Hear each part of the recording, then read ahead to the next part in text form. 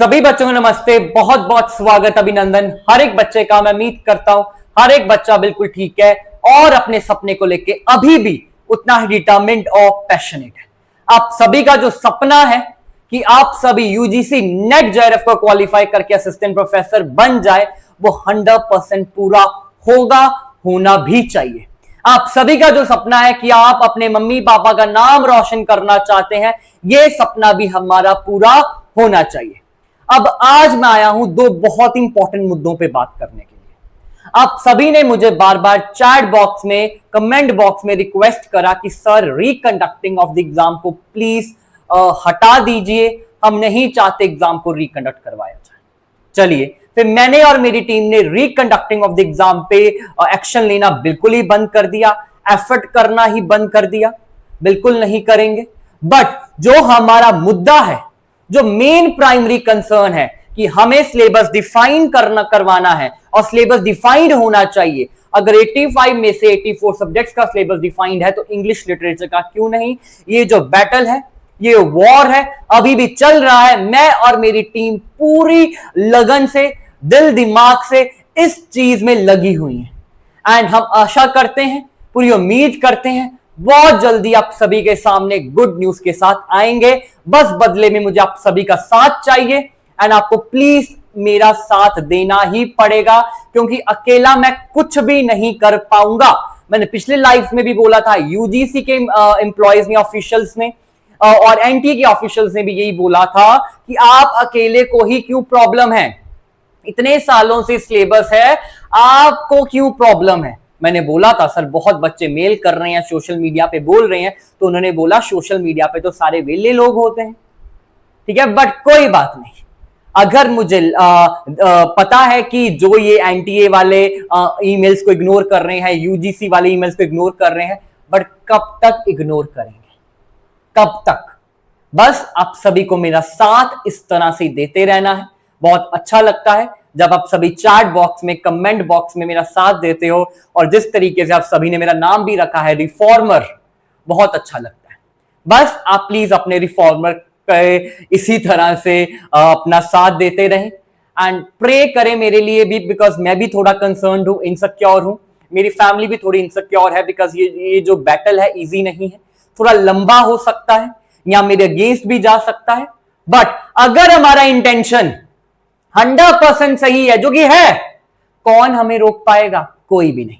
चलिए, अब एग्जाम को तो रिकंडक्ट नहीं कराना है, तो ऑब्वियसली जो हम एग्जाम देके आए हैं 27 जून को, हालांकि मैं उस दिन को बिल्कुल भी याद नहीं करना चाहता, वो मेरे लिए ब्लैक डे है, बट जो हम एग्जाम देके आए हैं तो ऑब्वियसली उसका कट ऑफ क्या जाएगा वो हम ऑलरेडी डिस्कस कर चुके हैं पिछली वीडियो में।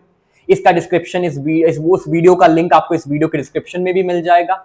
बट एग्जैक्टली जो आप सभी ने बार बार पूछा और बहुत बार पूछा और बहुत जरिए से पूछा, व्हाट्सएप से, टेलीग्राम से, यूट्यूब से, क्वेश्चन क्या है कि सर आंसर की कब तक आएगी?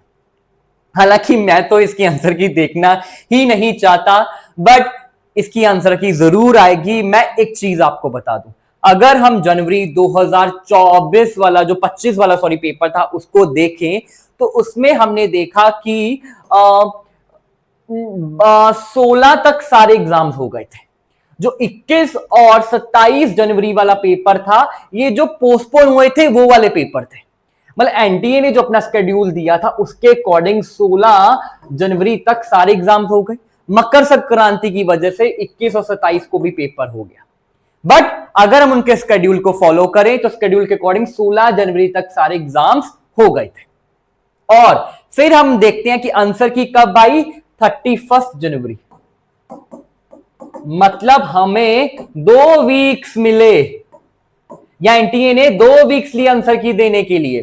तो अगर हम इसी पैटर्न को फॉलो करें, हालांकि मुझे अब एनटीए पे बिल्कुल भी भरोसा नहीं रहा, बट अगर इस पैटर्न को हम फॉलो करें, इनकी माने, तो मेरे अकॉर्डिंग 10 से लेके 15 जुलाई तक आंसर की आ जानी चाहिए। और अगर हम बात करें कि रिजल्ट कब तक आ जाएगा फाइनल आंसर की, बिकॉज जैसे ये आंसर की आएगी उसके बाद बच्चे ऑब्जेक्शन करेंगे, ठीक है, जिसमें आपको पैसा भी देना पड़ेगा, हर क्वेश्चन को चैलेंज करना पड़ेगा। जब ये सारी चीजें हो जाएंगी, आंसर, फाइनल आंसर की के बाद रिजल्ट कब तक आएगा वो हो सकता है एंड ऑफ जुलाई। तो एंड ऑफ जुलाई तक हमारे पास जो हम एग्जाम देके आए हैं, सबसे टफेस्ट एग्जाम 27 जून 2025, black day, sad, insane English literature का एग्जाम देके आए हैं, उसका result by the end of July तक हमारे पास आ जाएगा। चलिए अब अगला और आखिरी चीज, बहुत जल्दी हम अपनी प्रिपरेशन को भी स्टार्ट करेंगे, पर अभी मैं चाहता हूं कि जो थोड़ा बहुत टाइम मुझे इस बैटल में लग रहा है, प्लीज आप मुझे उसमें सपोर्ट करें, थोड़ा सा आप भी कॉपरेट करें, बिकॉज अगर थोड़ा टाइम हम इस चीज में देके अगर सिलेबस को डिफाइन करा सकते हैं, अगर नहीं भी होगा एटलीस्ट हम एफर्ट कर सकते हैं, तो हमें कर देना चाहिए। ठीक है, मुझे पता आप सभी का भी टाइम वेस्ट हो रहा है, आप सभी भी कंफ्यूज हो एग्जैक्टली होगा क्या, बस कुछ और दिनों की बात है तो शायद हमें क्लैरिटी मिल सकती है, एक ट्रांसपेरेंसी हमारे सामने आ जाएगी कि हो सकता है कि नहीं हो सकता।